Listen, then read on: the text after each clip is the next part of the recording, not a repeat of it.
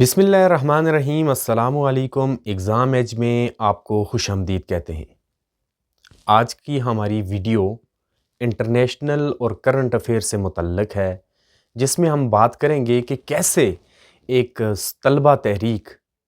ملک کے اندر پارلیمانی انتخابات کی موجب بنی۔ ہم بات کر رہے ہیں بنگلہ دیش کے انتخابات جو آج 12 فروری 2026 کو ہو رہے ہیں، اس کے متعلق۔ آج کی اس ویڈیو میں ہم سب سے پہلے تو دیکھیں گے کہ یہ جو الیکشن 2026 ہو رہے ہیں، ان کا بیک گراؤنڈ کیا ہے، پس منظر کیا ہے، اور اس کے ساتھ ساتھ ہم دیکھیں گے کہ جو اسٹوڈنٹ موومنٹ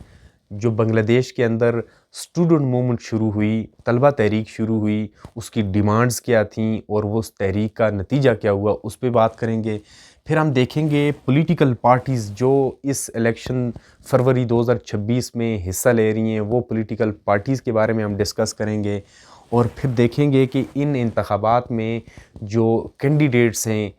ہر دو جو جماعتیں ہیں ان کے وہ کتنے ہیں، اور پھر ہم ایک جائزہ لیں گے جو پولیٹیکل سسٹم ہے بنگلہ دیش کا، جو سیاسی نظام ہے، اس کے بارے میں بات کریں گے۔ اگر بنگلہ دیش کے الیکشنز جو آج ہو رہے ہیں ان کے بیک گراؤنڈ یعنی پس منظر کی اگر ہم بات کریں تو اس کے پیچھے ایک تحریک تھی جو طلباء نے شروع کی تھی، یعنی اسٹوڈنٹس پروٹیسٹ آن کوٹا سسٹم۔ 2024 میں بنگلہ دیش کے جو طلباء تھے انہوں نے ایک تحریک چلائی کہ جو پبلک سیکٹر کی جو جابز ہیں، جو سرکاری نوکریاں ہیں، ان کی غیر منصفانہ جو کوٹا سسٹم تھا اس کے خلاف جو طلباء تھے بنگلہ دیش کی یونیورسٹیز کے، کالجز کے، انہوں نے ایک تحریک کا آغاز کیا، احتجاج کا آغاز کیا، جو احتجاج بعد ازاں نیشن وائڈ یعنی پورے ملک میں پھیل گیا، اور اس کے نتیجے میں یہ ہوتا ہے کہ جو شیخ حسینہ واجد تھیں، جو عوامی مسلم لیگ کی رہنما تھیں اور 15 سالہ بلا شرکت غیرے وہ بنگلہ دیش پر اقتدار کر رہی تھیں، یعنی ہم ان کو اتھارٹیرین رول بھی کہہ سکتے ہیں، وہ شخصی حکمرانی تھی، وہ شخصی آمریت تھی شیخ حسینہ واجد کی۔ تو اس اسٹوڈنٹ تحریک کی جب پورے ملک نے اس کی حمایت کی، اور اس کے ساتھ ساتھ دیگر مطالبات بھی جو آگے چل کے آپ کے ساتھ شیئر کریں گے، وہ بھی اس تحریک کے جو پوائنٹس تھے، ایجنڈا تھا یا ڈیمانڈز تھی، اس میں شامل ہوئے، اور اس کے نتیجے میں یہ ہوا کہ شیخ حسینہ واجد کی حکومت کو برطرف کر دیا گیا، اور شیخ حسینہ واجد ملک سے فرار ہو کے وہ ایگزائل میں چلی گئیں، جلا وطنی اختیار کر لی، اور اس کے بعد پھر ایک انٹرم گورنمنٹ بنائی جو وہاں کا جو بنگلہ دیش کا سیاسی نظام تھا اس کو بہتر کرنے کے لیے۔ اور یہاں قابل ذکر بات یہ ہے کہ جو بنگلہ دیش کی جو انٹرم گورنمنٹ تھی، جو عبوری حکومت تھی، اس کا سربراہ ڈاکٹر محمد یونس کو نامزد کیا گیا۔ ڈاکٹر محمد یونس بنیادی طور پر نوبل انعام یافتہ ہیں، اور ملک کی جو حکومت تھی، عبوری حکومت، اس کا سربراہ انہیں مقرر کیا گیا، اور انہوں نے یہ وعدہ کیا تھا اپنی قوم سے کہ وہ جوڈیشل ریفارمز کریں گے، وہ الیکشن ریفارمز کریں گے، اور ملک کے اندر فری اینڈ فیئر الیکشن کا انعقاد کریں گے۔ جیسا کہ ہم نے پس منظر میں دیکھا کہ وہ طلبہ تحریک جو کوٹا سسٹم پہ شروع ہوئی تھی، یہی جو اتھارٹیرین رول تھا شیخ حسینہ واجد کا یا عوامی مسلم لیگ کا، اس کے خاتمے کا باعث بنی۔ اب ہم دیکھتے ہیں کہ کون سی ایسی ڈیمانڈز تھیں جو اسٹوڈنٹ موومنٹ کی محرکات میں شامل تھیں، اور وہ جو نوجوان بھی شامل ہوئے اور پھر پوری قوم اس احتجاج کے حصہ بن گئی۔ تو انہوں نے گورنمنٹ کے سامنے کون سی ایسی ڈیمانڈز تھیں وہ رکھیں، تو ان میں سب سے پہلے ہے unjust public sector job quota system, یعنی جو غیر منصفانہ سرکاری نوکریوں کے حوالے سے کوٹا سسٹم تھا، اس کے خلاف یہ تحریک تھی۔ اور اس کے ساتھ ساتھ جوں اس تحریک کے اندر تیزی آتی گئی اور پوری قوم جو ہے اس کے اندر شامل ہوگی، تو پھر یہاں پر انہوں نے یہ بھی ڈیمانڈ رکھی کہ and of the authoritarian governance, یعنی جو شخصی آمریت تھی جو بنگلہ دیش پر گزشتہ 15 سال سے جاری تھی، اس کے خاتمے کی بھی انہوں نے شرط رکھی۔ اور یہی وجہ ہے کہ پھر جو شیخ حسینہ واجد جو اس وقت وزیر اعظم تھیں بنگلہ دیش کی، ان کو برطرف کیا گیا، اور انہوں نے ملک سے فرار حاصل کی، اور اس وقت وہ انڈیا میں جلا وطنی کاٹ رہی ہیں۔ تیسرا جو اس تحریک کا مطالبہ تھا وہ تھا ریفارمز ان الیکشن سسٹم، یعنی جو الیکشن سسٹم ہے بنگلہ دیش کا، جو انتخابی طریقہ کار ہے اس کے اندر وہ اصلاحات بھی چاہتے تھے۔ اور اس کے بعد جو چوتھا پوائنٹ ان کا تھا وہ تھا ڈیموکریٹک رائٹس، یعنی وہ جمہوری حقوق جو پوری دنیا میں تسلیم کیے جاتے ہیں، جو انٹرنیشنل لاز میں ایکسیپٹ کیے جاتے ہیں، جیسے فریڈم آف سپیچ ہے، ایکویلٹی ہے، اور جو جابز ہیں ان کے اندر مساوات، جو لوگوں کو بنیادی انسانی حقوق ہیں ان کے اندر مساوات، برابری، یہ ساری وہ ڈیموکریٹک رائٹس تھے جن کے حوالے سے اس تحریک میں مطالبہ رکھا گیا۔ پھر اینٹی کرپشن ریفارمز، یعنی جو کرپشن کا عروج تھا بنگلہ دیش میں، تو اس تحریک کا یہ بھی نکتہ تھا کہ ایسی ریفارم جو بدعنوانی کے خلاف ہوں وہ بھی قانون کے حصہ بنائی جائیں۔ پھر انسٹیٹیوشنل انڈیپینڈنس، یعنی جو تمام ادارے ہیں وہ آزادانہ طور پر اپنے کام کریں، یہ بھی اس تحریک کا ایک پوائنٹ تھا۔ اور پھر جوڈیشل ریفارم، جو عدالتی اصلاحات ہیں، جو عدالتی نظام ہے جس میں ڈیلے ہو جاتا ہے یا پھر دیگر جو چیزیں ہیں، ان کے اندر بھی جو عدالتی ریفارمز تھیں، عدالتی اصلاحات تھیں، ان کی جو ڈیمانڈز تھیں، یہ اسٹوڈنٹس تحریک کے آغاز سے لے کر پھر اختتام تک یہ ڈیمانڈز انہوں نے گورنمنٹ کے سامنے رکھیں۔ اور ان ڈیمانڈ کے ہی نتیجے میں اور اس تحریک کے نتیجے میں پھر شیخ حسینہ واجد کی جو حکومت تھی اس کو برطرف کر دیا گیا۔ اب ہم دیکھتے ہیں کہ بنگلہ دیش کے آج 12 فروری کو ہونے والے انتخابات میں کون کون سی جو اہم سیاسی جماعتیں جو حصہ لے رہی ہیں۔ تو اس میں ہم دیکھتے ہیں کہ ایک تو ہمارے پاس ہے BNP، یعنی بنگلہ دیش نیشنلسٹ پارٹی، جس کو ہیڈ کر رہے ہیں طارق رحمان۔ یہ بھی ایک الائنس ہے، اس میں بھی چند جماعتیں متحد ہو کے الیکشن لڑ رہی ہیں، اور ان کا جو ایجنڈا ہے اس الیکشن کے حوالے سے جو منشور انہوں نے پیش کیا ہے وہ اینٹی کرپشن، یعنی بدعنوانی کے خلاف جو اصلاحات ہیں وہ کریں گے۔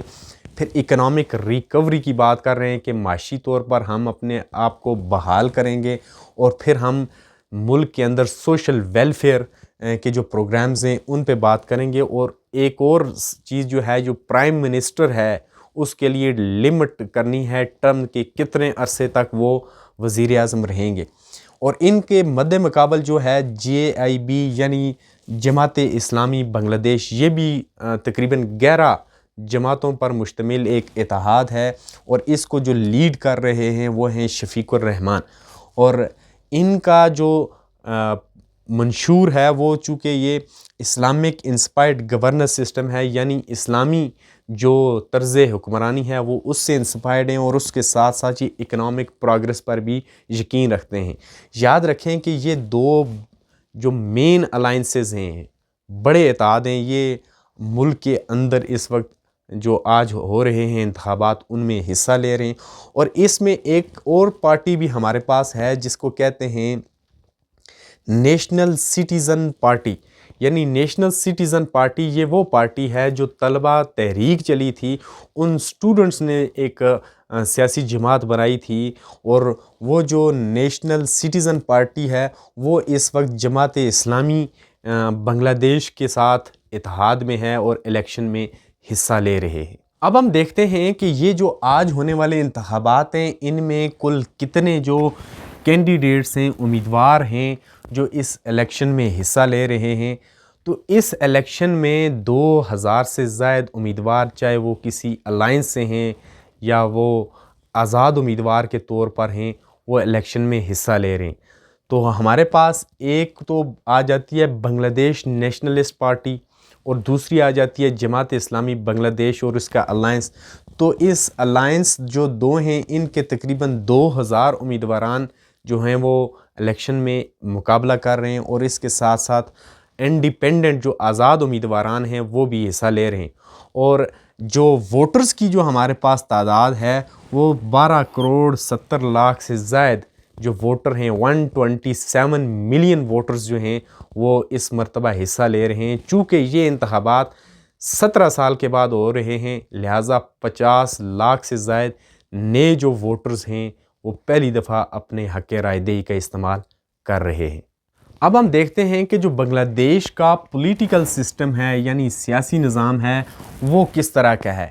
یعنی بنگلہ دیش کا جو سیاسی نظام ہے وہ پارلیمنٹری ڈیموکریسی ہے، یعنی پارلیمانی جمہوریت. یعنی وہ لوگ جو الیکشن جیت کر پارلیمنٹ کے ممبر بناتے ہیں وہی ریاست کا جو نظام ہے اس کو رن کرتے ہیں. اب اس میں ایک اور امپارٹنٹ چیز یہ ہے کہ جو پارلیمنٹ ہے وہ یونی کیمرل ہے، یعنی یک ایوانی مکننہ، یعنی پارلیمنٹ کا ایک ایوان ہے اور اس کو بنگلہ دیش میں جاتیہ سنسد کہا جاتا ہے. جاتیہ سنسد وہ پارلیمنٹ جو عوام کے منتخب کردہ نمائندوں کی اسمبلی ہوتی ہے، پارلیمنٹ ہوتی ہے، جو ملک کا نظام چلاتی ہے، قانون سازی کرتی ہے، اس کو جاتیہ سنسد بھی کہتے ہیں. پھر اس میں جو جاتیہ سنسد ہے یا وہ جو یک ایوانی مکننہ ہے، جو پارلیمنٹ ہے، اس کی کل جو سیٹس ہیں وہ 350 ہیں اور 350 سیٹس میں سے جو 300 نشستیں ہیں وہ ڈائریکٹلی الیکٹڈ ہیں. یعنی عوام جو بنگلہ دیش کی ہیں وہ ان 300 امیدواران کو براہ راست منتخب کر کے پارلیمنٹ میں بھیجتی ہیں. باقی جو 50 ہمارے پاس آ جاتی ہیں یہ ریزرو سیٹس ہیں جو خواتین کے لیے مخصوص کی گئی ہیں. اب یہ جو 50 سیٹس ہیں یہ جو پارلیمنٹ کے اندر پارٹی پالیسی ہے یا پارٹی میجارٹی ہے اس کے مطابق تقسیم کی جاتی ہیں اور اس طرح کل جو جاتیہ سنسد ہے یا بنگلہ دیش کی پارلیمنٹ ہے اس کے 350 ممبرز ہیں. اب جو پارلیمانی طرز حکومت ہے اس میں جو ایگزیکٹو پاورز ہوتی ہیں وہ پرائم منسٹر کے پاس ہوتے ہیں. اسی طرح بنگلہ دیش کے اندر بھی جو پرائم منسٹر ہوتا ہے یعنی وزیر اعظم ہوتا ہے وہ ہیڈ آف دا گورنمنٹ ہوتا ہے، وہ ایگزیکٹو اتھارٹی کا ہیڈ ہوتا ہے. اور اس کے ساتھ ساتھ جو پریزیڈنٹ ہوتا ہے یعنی صدر وہ بھی ملک کا سربراہ ہوتا ہے، سربراہ مملکت ہوتا ہے، لیکن اس کے پاس جو پاورز ہوتی ہیں، جو اختیارات ہوتی ہیں وہ سیریمونیل ہوتی ہیں، وہ علامتی ہوتی ہیں، وہ سمبولک ہوتی ہیں. ہم یہ کہہ سکتے ہیں کہ جو پارلیمانی جمہوریت میں صدر ہیں ان کے پاس جو اختیارات ہیں وہ علامتی ہوتے ہیں اور وہ علامتی طور پر ہیڈ آف دا اسٹیٹ ہوتا ہے. اسی طرح بنگلہ دیش میں بھی جو نظام حکومت ہے اس میں صدر کا عہدہ ہے وہ بھی علامتی جو اختیارات ہیں ان کا حامل ہے. اور اس کے علاوہ جو term of the MPs ہیں یعنی ممبر آف دا پارلیمنٹس جو ہیں بنگلہ دیش کے وہ کتنے سال کے لیے منتخب ہوتے ہیں تو اس کے لیے بھی ایک حد مقرر ہے، وہ 5 سال کے لیے ممبر آف دا پارلیمنٹ بنتے ہیں. یہ تھا آج کا ہمارا موضوع جس میں ہم نے بنگلہ دیش میں آج یعنی 12 فروری 2026 کو 17 سال کے بعد ہونے والے جو انتخابات ہیں ان کے بارے میں جانا، ان کے پس منظر کیا تھا، کیا ایسی وجوہات تھیں کہ جو شیخ حسینہ واجد تھیں وہ برطرف کر دی گئی ان کی حکومت، اور پھر جو اسٹوڈنٹ موومنٹس تھی بنگلہ دیش میں شروع ہونے والی وہ کیسے نیشن وائڈ بن گئی اور پھر ان نے کون کون سے مطالبات گورنمنٹ کے ساتھ رکھے. پھر اس کے بعد ہم نے جو پولیٹیکل پارٹیز جو آج کے جو انتخابات ہیں اس میں حصہ لے رہی ہیں ان کو بھی ڈسکس کیا، اور پھر سب سے امپارٹنٹ کہ 17 سال کے بعد ہونے والے انتخابات میں کتنے امیدوار ہیں اور تقریباً 12 کروڑ 70 لاکھ سے زائد جو حق رائے دہندگان ہیں یعنی ووٹرز ہیں وہ آج اپنا ووٹ دے رہے ہیں. اور اس کے بعد ہم نے جو پولیٹیکل سسٹم ہے بنگلہ دیش کا جسے پارلیمانی جمہوری نظام کہتے ہیں اس کو بھی ڈسکس کیا. آج کے اس اہم لیکچر کے نوٹس بھی ہمارے پاس دستیاب ہیں. اگر آپ کو وہ نوٹس چاہیے تو آپ ہمارے ساتھ اس دیے گئے نمبر پر رابطہ کر سکتے ہیں. انشاءاللہ ملتے ہیں پھر کسی نئے ٹاپک کے ساتھ. تب تک کے لیے اللہ حافظ.